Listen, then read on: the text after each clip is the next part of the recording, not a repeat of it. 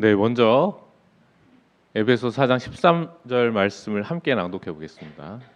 시작. 우리가 다 하나님의 아들을 믿는 것과 아는 일에 하나가 되어 온전한 사람을 이루어 그리스도의 장성한 분량이 충만한 데까지 이르리니. 아멘. 네, 오늘은 마지막 6번째 장으로 남은 자손과 성화의 경험이라는 제목으로 여러분과 함께 말씀을 나누고자 합니다. 오늘 또 저녁 때도 많은 분들이 참석해 주셨는데 안식일이 되니까 또 더 많은 분들의 얼굴을 보고 직접 만나게 돼서 훨씬 정말 더 반가운 것 같습니다. 개인적으로 모든 분들이 다 환영해 주셔서 감사하고 반갑지만 특히 우리 김순례 집사님이나 어르신들이 저 또 많이 보고 싶었습니다, 집사님. 왜냐하면 그 당시 이제 구역반 예배 드릴 때 매 주마다 알아서 구역반 예배를 다 드리셨는데 어르신들은 저와 함께 예배를 항상 드리셨거든요.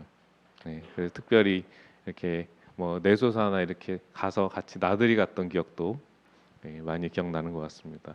모든 성도님들 환영해 주셔서 감사하고 또 제가 오랫동안 공부하고 이제 향학하고 기관에 있고 하느라고 사경회가 사실은 한 7, 8년 만에 처음으로 하는 것 같습니다.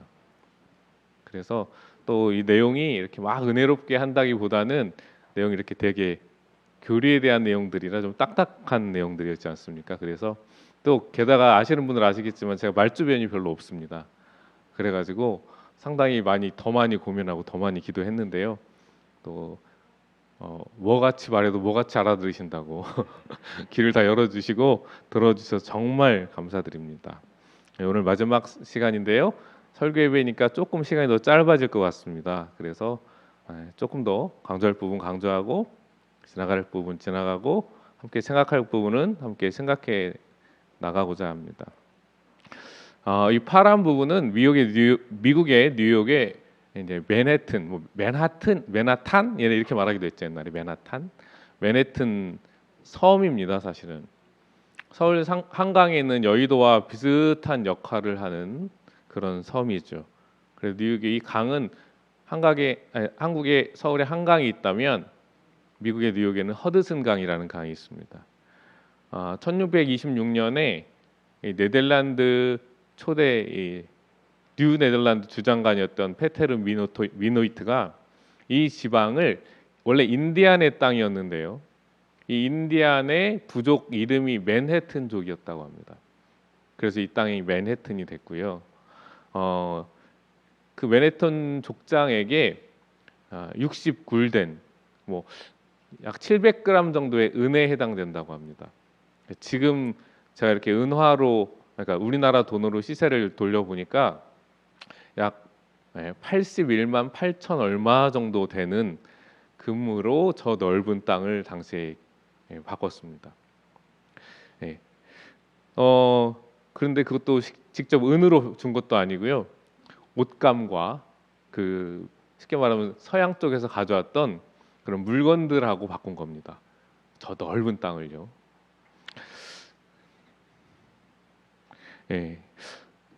만약에 맨해튼족 인디안들이 이렇게 80만 원 남짓 되는 물건과 맞바꾼 땅이 300년 정도가 지난 지금 이렇게 어떻게 변했는지 내다보았다면 그들이 뭐라고 말했을까요? 죄송합니다. 한 400년이 지난 지금 맨해튼은 제가 아까 여의도하고 좀 비슷하다고 말씀드렸는데 여의도가 우리나라 금융의 중심지라고 하죠. 그것처럼 맨해튼이 경제, 외교, 금융, 문화의 중심지로 사실은 미국의 중심지일 뿐 아니라 전 세계의 중심지가 되었습니다. 그리고 미국의 또한 상징이 되어 버렸습니다. 많은 사람들이 사실은 현재의 일 때문에 더 중요한 미래를 잊고 살아갑니다. 어쩌면 헤아리지 못하고 살아가죠. 한국 사람들은 발등에 뭐가 떨어졌다 이렇게 표현을 합니다. 불이 떨어졌다고 불을 끄기도 급급한데 어떻게 내일 모레를 생각하냐고 많은 사람들이 생각합니다. 그러나 한번 조금만 더 참으면 훨씬 더 큰 것을 우리는 얻을 수 있는 것이죠. 사실은 현재 문제가 우리의 영원한 미래를 사실은 흔들고 있습니다. 현재 우리는 억울한 일을 당하기도 하고 안타까운 일들을 보기도 합니다. 마지막 시대 남은 자손인 우리야말로 현실이 아닌 장차 오실 예수님의 시대를 바라보며 살아야 하는 것입니다. 우리는 지금 무엇을 위해 살고 있습니까? 그리고 우리는 어디를 향하여 살고 있습니까? 오늘 마지막 남은 자손과 성화의 경험이라고 말씀드렸습니다. 성화의 경험은 크게 5가지 주제를 가지고 여러분과 함께 생각해 보고자 합니다. 성화는 한마디로 말하면 영적으로 자라나는 것입니다. 성장하는 것입니다. 성장은 뭐 한 달에 한 번 이루어지나요? 예, 많은 분들이 우리 아들이 되게 많이 컸다 그러는데 작년 5월에 저희 아들딸이 왔었죠. 한 2번 정도 왔었던 것 같은데 그때는 저보다 작았습니다. 그런데 지금은 저보다 큽니다. 성장이 마디게 그러나 매일매일 이루어지다 보니 저보다 컸다는 것입니다. 마치 그리스도인들도 성화, 성장하는 그런 것은 우리의 매일의 삶 속에서 이루어져야 한다는 사실을 기억하시기를 간절히 바랍니다.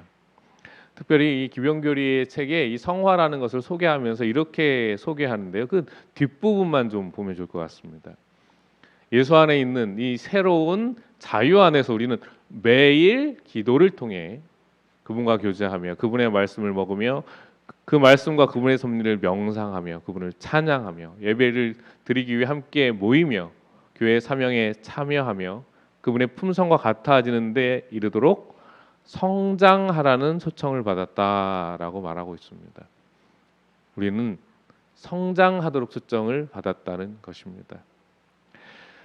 그러면 이 성장이라는 것에 대해서 더 먼저 생각해야 할 부분은 사실은 칭의라고 우리가 알고 있습니다.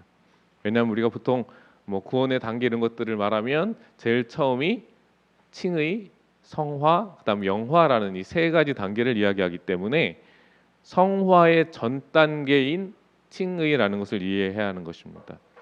쉽게 말하면 어려운 말로 칭의지만 쉽게 말하면 이겁니다. 예수를 믿으면 뭘 받는다고 말합니까? 보통 구원을 받는다고 말합니다. 예수를 믿고 구원을 받는다는 것이 그 첫 번째 단계. 예수를 믿으면 의롭다고 칭해 주는 것, 불러 주는 것을 성화라고 말하는 것입니다. 그래서 여기는 의롭다 하심 이렇게 말을 하고 있죠. 다시 말하면 칭의는 우리는 아무것도 아니지만 때로는 이기적이지만 우리의 삶은 어쩌면 볼품없지만 그러나 예수님을 믿는 그 마음을 보고 우리를 의롭다라고 칭해 주는 것입니다. 따라서 이 칭의는 회개한 죄인을 위한 하나님의 첫 번째 구원의 행위이고 우리의 구원 사역의 기초가 되는 것입니다. 다시 말해 그리스도를 예수 그리스도를 개인의 구주로 영접할 때 칭의 우리가 의롭다 하심을 얻게 되는 것입니다. 그리고 조사 심판에 대해서도 배우셨죠? 바로 조사 심판 때도 예수님을 개인의 구주로 믿고 회개하고 따라가는 사람이 의인으로 최종적으로 선언될 것이다라고 이야기하고 있는 것입니다. 칭의에는 우리 교회에서는 특별히 5가지 어떤 견해 보는 관점이 있습니다.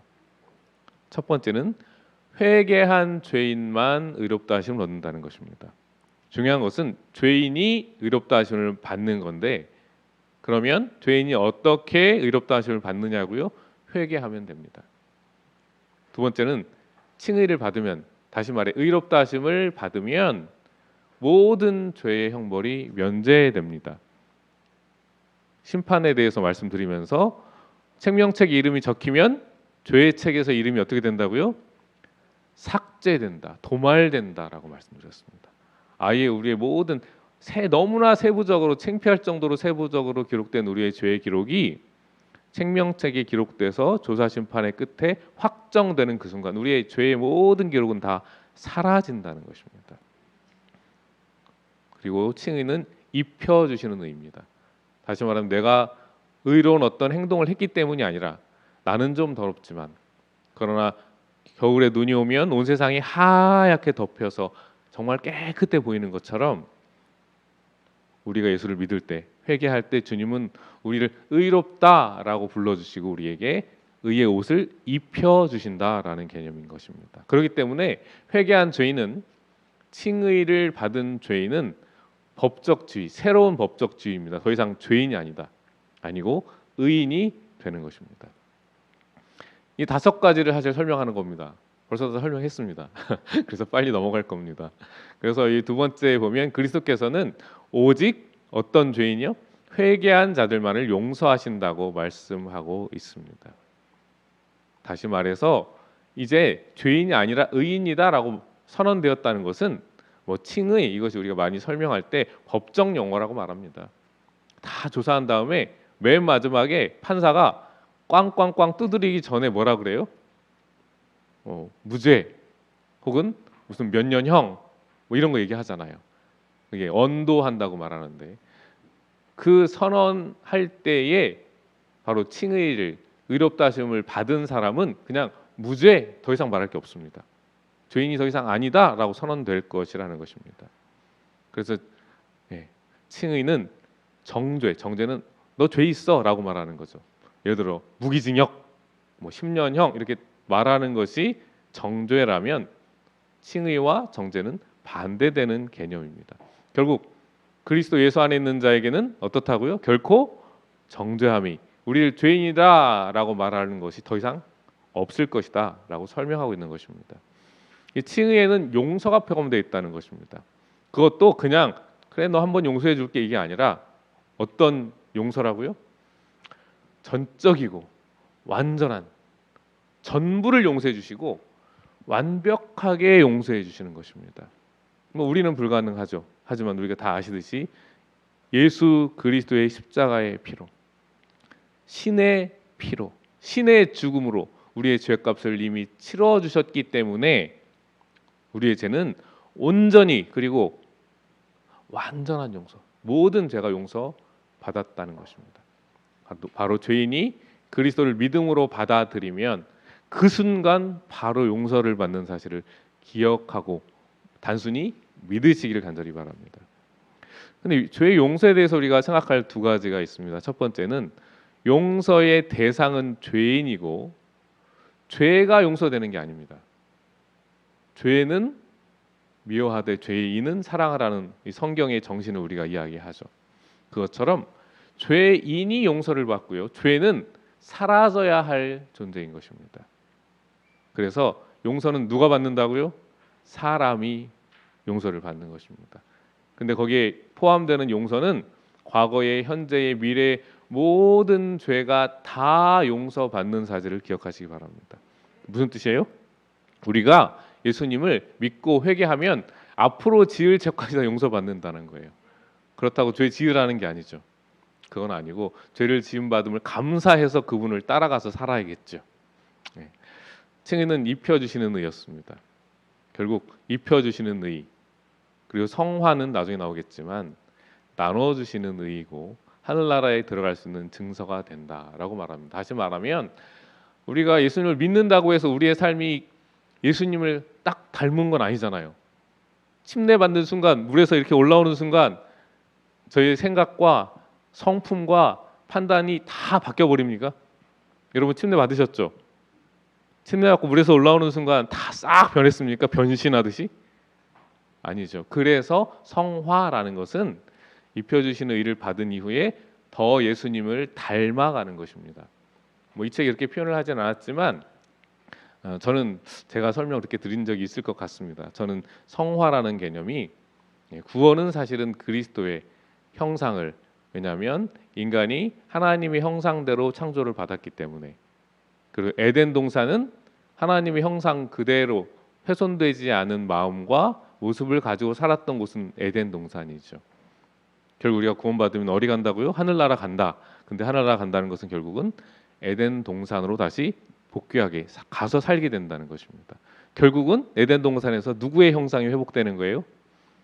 하나님의 형상이, 우리에게 처음에 상주할 때 주셨던 하나님의 형상이 회복된다. 그것을 성화에다 이렇게 대입시켜 보면, 성화는 처음에 하나님의 형상으로 우리가 창조되었던 그 하나님의 형상을 다시 닮아가서 회복시켜가는 과정인 것입니다. 결국 이 적합하다, 칭의를 받았다, 입혀주시는 의를 받았다는 것 자체가 우리가 변했다라는 건 아닙니다. 그러나 그 이후로 우리는 예수님을 점점 닮아가고 잃어버렸던 하나님의 형상을 회복시켜 나가서 적합한 하늘 성소가 되어가는 것입니다. 결국 우리가 우리 예수를 그리스도로 받아들이고 또한 예수님의 공로로 인하여서, 십자가의 공로로 인하여 우리는 의롭다 하심을 받습니다. 그렇게 되면 우리가 예수님처럼 되진 않았지만 우리를 위해 돌아가신 그 그리스도의 품성이 우리의 품성을 대신하게 되는 것입니다. 다섯 번째는 결국 이렇게 변화되고 우리가 죄인이 아니다, 의인이다라고 선언됐다면 더 이상 과거를 볼 필요가 없어요. 왜요? 벌써 선언됐다니까요. 의인이라고. 그렇기 때문에 여러분 구원 받았습니까? 라고 물어보면 무조건 뭐라고 대답해야 돼요? 네라고 말하는 겁니다. 하나님이 판사예요. 예수님이 판사예요. 근데 그 판사가 너희 무죄라고 선언했는데 아직 전 죄인이에요 라고 말할 겁니까? 정말 그건 믿음이 없는 겁니다. 이미 선언됐다니까요, 여러분. 의인이라고. 여기서 중요한 세 가지가 있습니다. 그것은 의롭다 하심을 받는 순간, 그 순간 법적 지위가 의인으로 바뀐다는 것이고요. 의인의 지위를 얻는 것과 유지하는 것은 좀 다릅니다. 예를 들어서 판사가 너 무죄라고 선언을 했지만 죄를 지으면 어떻게 돼요? 또 그 다음에 다시 그 앞에 올 수 있어요. 그래서 그렇게 하지 않기 위해서 우리가 할 수 있는 것은 그리스도와 올바른 관계를 맺고 그분을 계속 닮아가는 방법인 것입니다.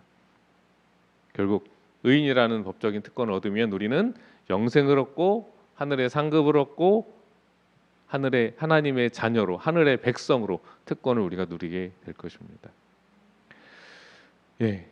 대부분의 기독교인들은 사실 칭의를 더 강조합니다. 왜요? 의롭다 하심을 받았으면 구원 받았다. 그럼 끝이라는 거죠, 사실은. 뭐 성화라는 걸 인정하지 않는다는 게 아닙니다. 대신 별로 강조하지 않습니다. 그러나 우리가 좀 비슷한 생각들을 가진 교회들도 있지만 대부분은 칭의를 훨씬 더 강조합니다. 그래서 예를 들어서 장로교회 같은 경우는 일단 칭의를 받았으면 하나님께서 구원을 정하시면 우리가 어떻게 살든 상관없어요. 하나님께서 정해 놓으시면 그냥 의인이든지 죄인이든지 결정돼 버린다라고까지 생각을 하는 것입니다. 그러나 저희 재림교회는 칭의와 성화를 다 강조합니다. 왜요? 사실은 제가 비유적으로 설명드렸지만 우리가 의인이라고 선언되어도 예수님을 계속 닮아가고 잃어버린 하나님의 형상을 회복해야 하는 것입니다. 그래서 결국은 우리는 그리스도의 품성을 계속 개발해 나가야 합니다. 믿음으로 말미암는 의는 계속해서 진행되는 하나의 끝에 두 글자가 뭐예요? 과정이라는 것입니다. 과정. 좀 죄송합니다. 넘어갈게요. 비슷한 이야기들이 계속 나와서 결국 성화의 단계가 없다면 칭의는 무의미해요. 아무리 의인이라고 했지만 우리의 상태가 완전히 변하는 건 아니라고 했죠. 법적인 신분이 변하는 것이지 우리의 상태가 변하는 건 아니에요. 그렇기 때문에 우리가 의인이다라고 선언을 받은 다음에 그리스도를 조금씩 계속 닮아가는 것이 없다면 어쩌면 우리가 예수님을 믿는다라고 회개한 것도 무의미해질 수 있다라는 것을 이야기하고 있는 것입니다. 성화는 뭘까요? 성화는 여기 첫 번째 따옴표에 있는 글만 한번 읽어볼까요? 칭의와는 여기서부터 시작. 칭의와는 대조적으로 회심에 이어서 평생에 걸쳐서 계속되는 품성의 개발의 과정이다. 어느 시간 동안 이루어진다고요? 평생입니다. 평생. 사실은 제 키가 고등학교 1, 2학년 때 크고 멈춰졌었는데요. 사실은 결혼하고 1cm 더 컸습니다. 저는. 예, 우리 와이프를 잘 만나서요. 진짜입니다. 결혼 27세에 결혼하고 1cm 더 컸어요. 좀 희한한 일이긴 하죠. 근데 작년 말 12월 달에 이제 건강보험공단 이제 검사를 이렇게 2년에 한 번씩 받죠. 받으러 갔는데 71이었는데 70.1로 줄어들었다고요. 아, 이건 좀 다르긴 한 것 같아요. 그러나 사람의 희망은 어때요? 날마다 죽을 때까지 크고 싶어요. 마음 같아서는. 그러나 중요한 것은 우리의 외모보다 외모는 날로 후퇴해 갈 수 있지만 무엇이요? 우리의 속사람은 그리스도 안에서 새로운 피조물이 되어서 날로 날로 성장해 갈 것입니다. 바로 그리스도 안에 새로운 피조물이니라는 것은 사실 성화와도 깊은 의미에서 일맥상통한다고 생각될 수 있을 것 같습니다. 그분의 은혜 안에서 지속해서 성장하는 성도님 되시기를 간절히 바랍니다. 그래서 결국 우리가 아주 잘 이 파란 글씨는 아주 많이 들어본 글씨죠. 많이 들어보고 읽어본 겁니다. 성화는 일생을 통하여 이루어야 할 사업이라는 것입니다. 그러나 이걸로 인하여 어떤 강박, 마음의 부담을 갖지 마시기 바랍니다. 성화되는 방법을 제가 벌써 말씀드렸어요. 사실 제일 처음에 그리스도와 좋은 관계를 맺고만 있다면, 다시 말하면 우리 아이들이, 여러분의 자녀들이 부모가 제공하는 음식을 꼬박꼬박 잘 먹는다면, 게다가 우리 재림교인의 식단대로 채식 위주의 그런 식단을 잘 고르고른 균형진 식단을 먹는다면 키가 클까요, 안 클까요? 네, 삼시세 때 우리 자녀들 삼시세 때 꼭 챙겨 먹입니다. 그래가지고 제가 키가 별로 안 커서 삼시세 때를 꼭 먹입니다. 그것처럼 그리스도와의 관계 속에 우리가 늘 있다면 그냥 자동적으로 성장한다는 사실을 여러분 기억하시고, 그 성화라는 것을 여러분 너무 막 어떤 조목을 지켜야 되고 뭘 먹어야 되고 이렇게 생각하지 마시기 바랍니다. 그리스도를 닮아가시면 되는 것입니다. 닮아가는 것은 바라보고 예수님과 좋은 관계를 여러분이 계속 맺으신다면 자동적으로 포도나무 가지가 원줄기에 붙어만 있으면 저절로 과일을 맺고 포도를 열리게 하는 것처럼 자연스러운 과정이라는 사실을 여러분 기억하시기를 간절히 바랍니다. 구원은 무거운 짐이 아니라는 사실을 기억하시기 바랍니다. 그래서 우리 교단은 사실 이제까지 했던 그런 것을 정리하는 겁니다. 성화는 평생 지속하는 영적인 과정이고요. 사실은 더 깊이 들어가 보면 하늘나라에 가서도 이 경험은 이루어진다고 말합니다. 왜요? 우리가 구원받아서 하늘나라 가면 하나님과 똑같아질까요? 아니죠, 그건. 그렇기 때문에 조금씩 하늘나라 가서도 성장을 하게 되는 것입니다. 그리고 성화는 말씀드린 것처럼 제가 0.9cm 9mm 줄어들었는데 제가 성화가 덜 된 게 아니라 그런 의미라기보다는 성화는 영적인 성장, 품성의 성장을 이해하고 있는 것입니다. 그래서 본질적인 성장입니다. 쉽게 말하면 삶에. 그리고 결국은 어떤 지점에 있든지, 다시 말해 사실 영적인 어떤 믿음의 크고 작음이 굳이 얘기한다면 하나님은 믿음이 있으면 다 구원 주세요. 그런데 조금 큰 믿음이 있고 조금 작은 믿음이 있을 수 있겠죠, 우리가 보기에는. 그러나 어느 단계에 있든지 하나님께서는 완전한 존재로 우리를 여겨주신다고 말하는 것입니다. 우리를 완전한 존재로 여겨주시기 때문에 의인이라고 우리를 선언하여 주시는 것입니다. 그러나 여기 맨 밑에 제가 노란색 한 것처럼 그것은 모든 게 정말 다 완벽하기 때문이 아니라 상대적인 완전. 사실 조금 더 디테일하게 자세하게 설명하면 완전을 향하여 계속 가고 있기 때문에 완전하다고 하나님께서는 인정해 주시는 것입니다. 그리고 구원을 확정짓는 것은 설명드린 것처럼 칭의입니다. 팀 한셀이라는 어떤 작가가 있는데요, 유명한 교육자입니다. 이 사람이 열정 성공 리더십이라는 책을 썼는데요, 그가 10년 만에 만난 친구에 대한 이야기를 하고 있어요. 그 친구는 10년 전에도 성실한 그리스도인이었는데 10년 만에 그의 만난 후의 모습은 어땠을까요? 그 전에도 성실한 그리스도인이었는데 10년 후에 더 변화되었다고 이 한셀이 말하고 있습니다. 나쁜 사람이 좋은 사람이 된 게 아니라 좋은 사람이 더 좋은 사람이 되어 있더라는 이야기를 한셀은 하고 있습니다. 친구에게 물었습니다. 그동안 무슨 일이 있었는지 물었고 친구가 이렇게 대답합니다. 로마서를 읽으면서 내가 죄인인 것과 또 내 안에 성령님이 계시는 것을 알았어. 아, 그건 10년 전에도 알았던 거 아니야? 물론 알지. 그런데 나는 죄를 극복하지 못했어. 그래서 좌절하며 살았지. 그런데 로마서를 읽으면서 새로운 눈이 열렸어. 과거나 현재나 미래, 나는 죄인이지만 이제는 그대로 받아들이기로 했어. 그리고 하나님께 고백했어. 하나님, 저는 이런 죄인입니다. 저는 죄책감에 시달리기보다는 주님이 제 속에서 역사해 주실 것을 기도합니다. 그래서 저로 선한 열매를 맺게 해 주시기를 간구합니다. 그리고 나는 주님이 나를 통해 어떻게 역사하시는지를 보는 행복을 느끼고 있어. 나는 주님이 하시는 일에 감사하고 놀라고 기대하며 살고 있어. 전에는 죄를 바라보며 낙심하며 살았는데 이제는 내 안에서 일하시는 주님을 바라보고 살아. 이게 성화의 모습이 아닐까요? 그래서 팀 한셀은 이렇게 말했다고 합니다. 내 친구는 변화되었습니다.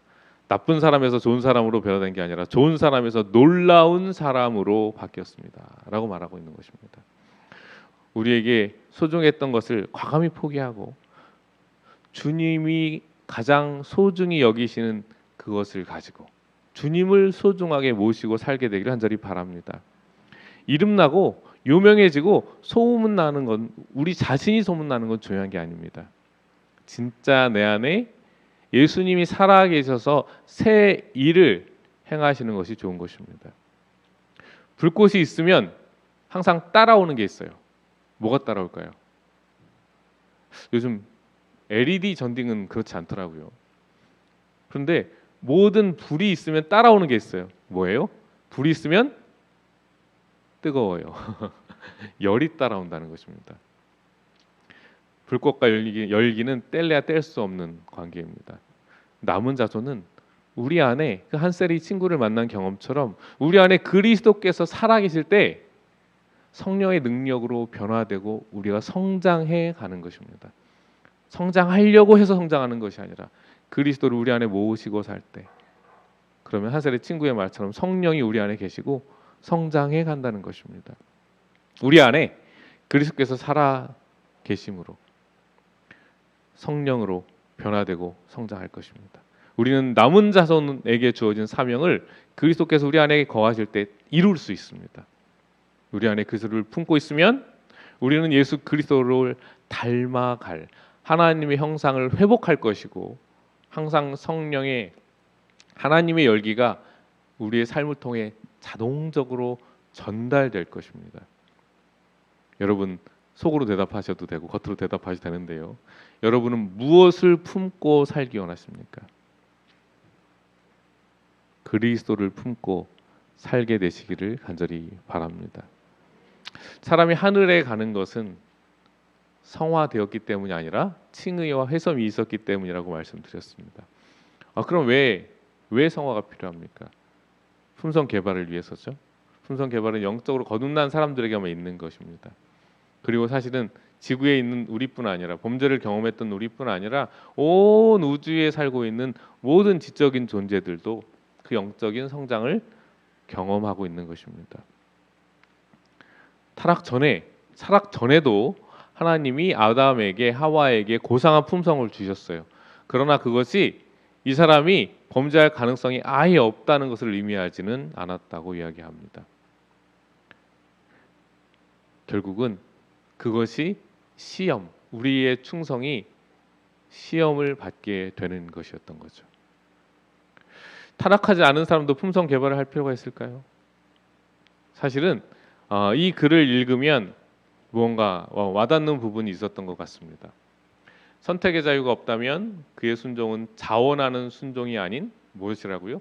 강요된 굴종. 선택의 여지가 없이 그냥 순종하도록만 만들었다면 컴퓨터를 제가 이렇게 프로그램을 하고 파워포인트를 말고 딱 누르면 그냥 떠요. 컴퓨터에게 자유가 있어요, 없어요? 충성심이 있을까요, 없을까요? 없습니다. 그냥 제가 입력한 대로 하는 것뿐입니다. 여긴 충성이 있다고 말할 수 없습니다. 사랑도 없습니다. 선택의 기회가 없는 사람은 결코 도덕적 품성을 개발할 수 없다. 다시 말해 스스로에게 선택의 기회가 주어져 있지 않는 사람은 성장할 수 없다는 것입니다.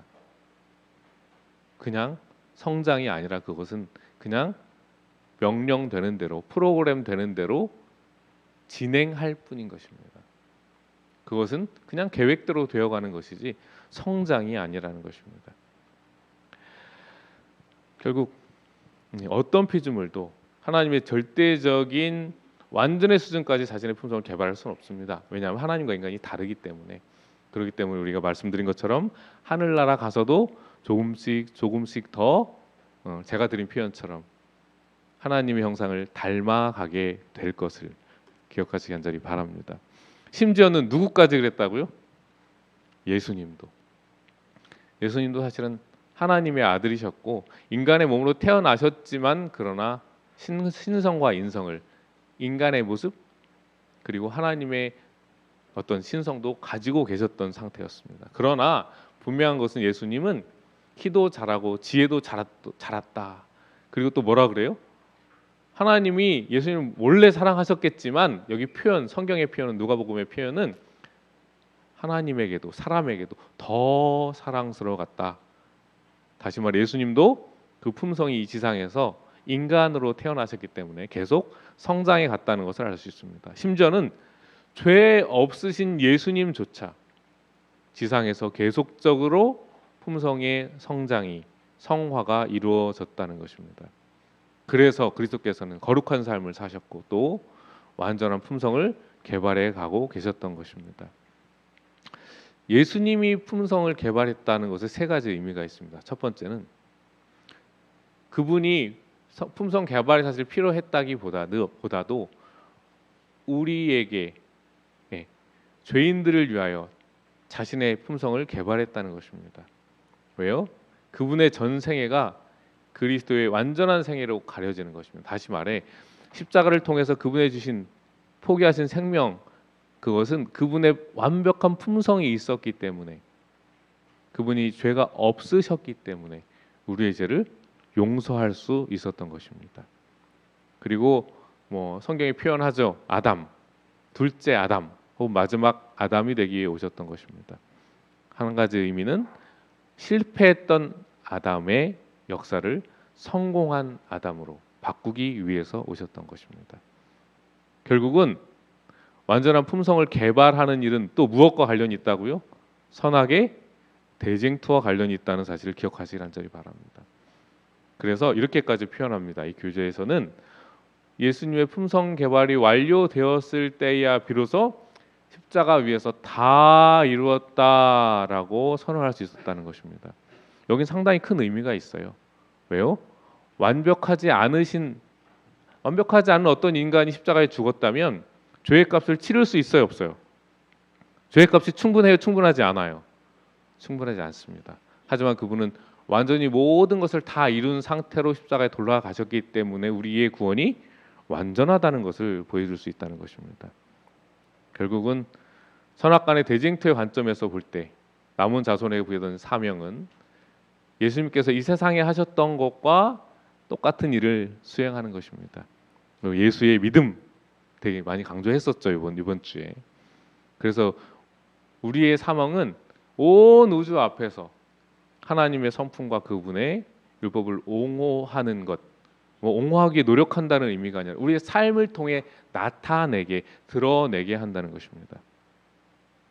그렇게 우리는 완전에 이르도록 함으로 성장의 감으로 우리의 사명을 이루게 되는 것입니다. 마태복음 5장 15절 함께 읽어볼까요? 시작. 너희 빛을 사람 앞에 비추게 하여 저희로 너희 착한 행실을 보고 하늘에 계신 너희 아버지께 영광을 돌리게 하라. 하늘 아버지의 모습을 세상에 드러내는 것, 이것이 하나님의 자녀의 본분이자 남은 자손의 본분입니다. 결국 우리는 우리의 생애와 성품을 통하여 하나님의 은혜를 세상에 나타내야 되는 것입니다. 한 사람이 있었는데요. 이 사람은 신장 이식 수술을 받은 사람이었습니다. 신장이 매우 안 좋았는데요. 번개를 맞아 죽은 어떤 텍사스의 고등학교 미식 축구 선수 클레이 존스라는 사람이 갑자기 번개 맞아 죽은 사람이 신장을 기부해서 이 조지 카메론이라는 사람에게 신장 이식 수술이 되었습니다. 이 사람은 이런 말을 합니다. 목적으로 충만한 삶을 시작하리라. 내 상황에 대해 뭔가 행동하리라. 좀 이렇게 의미심장한 말을 했는데 왜 이런 의미가 있었냐면요.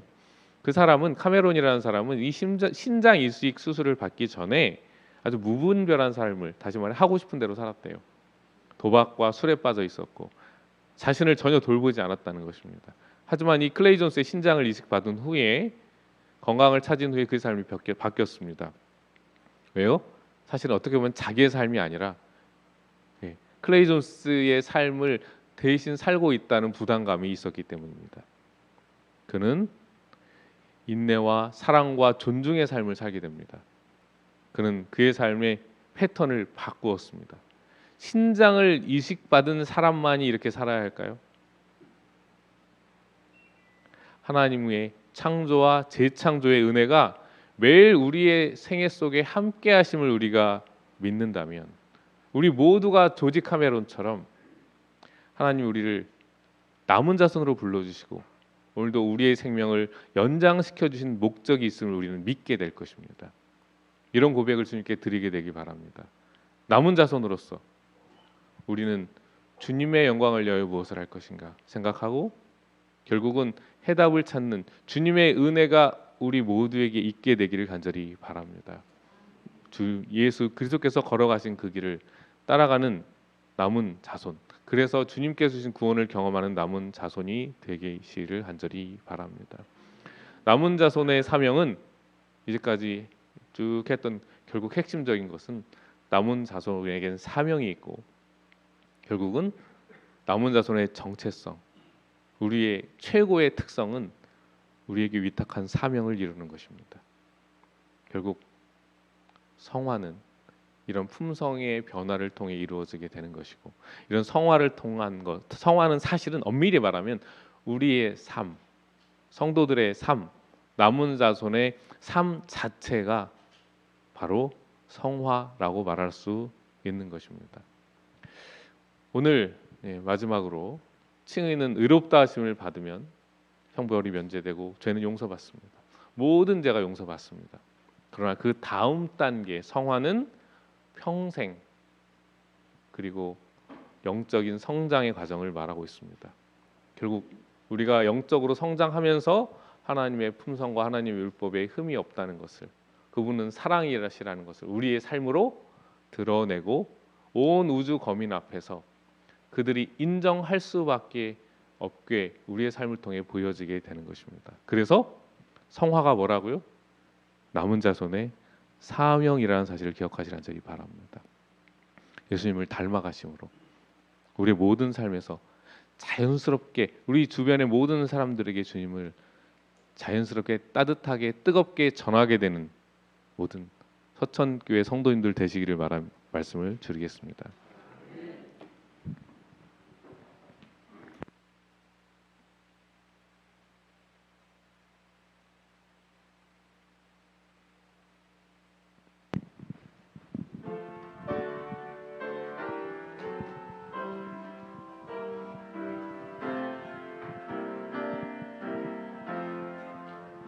이 세상 끝날까지 주 섬기오리니 내 친구 되신 주여 늘 함께 하소서. 주 나와 함께 하면 전쟁도 없겠고 주 나를 인도하면 늘 안심하리라. 이 세상 모든 시험 날 넘어뜨리려 내 모든 원수들이 나를 워쌌으니 주 나를 돌아보사 내 방패 되시고 내 곁에 계신 것을 늘 알게 하소서. 저 영광 있는 곳을 주 허락했으니 그 허락하신 곳을 늘 사모합니다. 끝까지 쉬지 않고 주 따라가리니 주 넓은 사랑으로 늘 인도하소서. 사랑이신 아버지 하나님, 저희를 주님의 귀중한 아주 특별한 사명인 남은 무리로 불러주시니 감사합니다. 그리고 저에게 그 사명을 감당할 수 있는 또한 은혜를 허락하신 것도 감사드립니다. 주님, 정말 이 세상은 어쩌면 숨쉬기조차 힘들게 느껴질 때도 너무나 많게 돌아가고 있는 것 같습니다. 저에게 너무나 사람의 삶을 바쁘게 만들고 기도할 시간을, 예배에 참석할 시간을, 말씀을 볼 시간을 정말 사단은 빼앗고 있음을 저희가 압니다. 그러나 저희가 주님과의 올바른 따뜻한 관계를 유지하게 하시며, 그래서 주님을 점점 닮아감으로 저 하늘에 이르기까지 저희를 끝까지 보호하여 주시옵소서.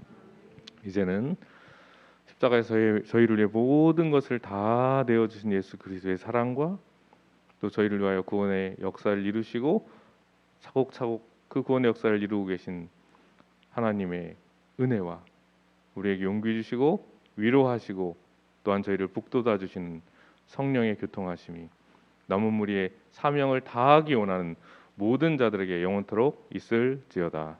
아멘.